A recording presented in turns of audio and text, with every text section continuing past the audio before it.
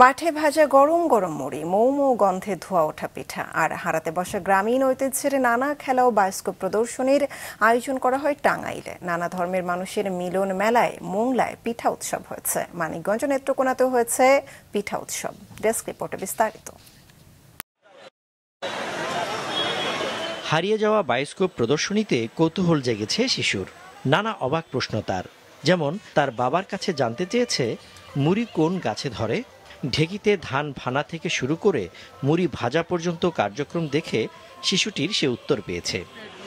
টাঙ্গাইলে 3 দিনব্যাপী লোকজ সাংস্কৃতিক ও পিঠা উৎসবে গরম গরম পিঠা খাওয়ার পাশাপাশি ঐতিহ্যবাহী লাঠি খেলা, মেয়েদের হাডুডু খেলা উপভোগ করতে পারছেন দর্শনার্থীরা। উৎসবে 42টি স্টলে দেশীয় ঐতিহ্যের ভাপা, দুধ চিতই, পাটিসাপটা, জামাই বরণ পিঠা, ডাল ও তালের পিঠাসহ বাহারি ধরনের ও নামের পিঠা স্থান পেয়েছে।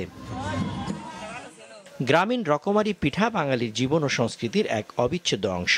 তাই বাগেরহাটের মোংলায় পৌষ পার্বণে পরম যত্নে পিঠা পায়েসের আয়োজন করা হয়।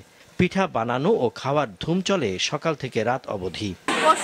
সংক্রান্তি বলে যেটা, এই উপলক্ষে পিঠা উৎসবটা হয়। এই অনুষ্ঠানটা আমাদের কাছে আসলে অনেক ভালো লাগছে। এখানে দল মত ধর্মীয়ভাবে কোনো কিছু না, একদম সমস্ত ধর্মের লোক এই জায়গায় আসছে। 250-টিরও বেশি ডিজাইন অপশন নিয়ে ওয়ালটন স্মার্ট ফ্রিজ, বোঝে আপনার প্রয়োজন। কনকনে শীত উপেক্ষা করে পিঠার স্বাদ নিতে নানা ধর্ম, বর্ণের ও বয়সের মানুষের মিলন মেলায় পরিণত হয় এই উৎসব। এদিন দুপুরে সারিবদ্ধভাবে চুলা বসিয়ে বুড়িডাঙ্গা গ্রামের বিভিন্ন বয়সের নারীরা পিঠা তৈরি শুরু করেন। পরে সবাই একসাথে বসে পিঠা খাওয়া হয়। বাড়িতে পিঠা বানানো হয় না, এখানে বানানো হয়। গ্রামবাসী প্রত্যেককে এখানে থাকে, হাজার হাজার লোক আসে। পিঠে বানানোর পরে সন্ধ্যার পর থেকে পিঠে বিতরণ করা হয়। 4-5 আইটেমের পিঠা, যেটা বলে খোলার পিঠা, মানে বিজানো পিঠা, রয় দিয়ে বিজানো হয়, তেলে ভাজা পিঠা, তারপর পুলি পিঠা, পাটিসাপটা, এই পিঠাগুলো। এই গ্রামের মায়েরা এই অনুষ্ঠানটা পালন করে থাকে। আমাদের যারা পুরুষ বা আমরা যারা ভাইরা আছি তারা সহযোগিতা করি। আমাদের যে প্রাচীন যে ঐতিহ্য পিঠা উৎসবের, এটা আমাদের দিন দিন হারিয়ে যাচ্ছিল। এই উৎসবের মধ্যে দিয়ে আমাদের এই যে ঐতিহ্যটা, সেটাকে আমরা আবার ফিরে পাচ্ছি।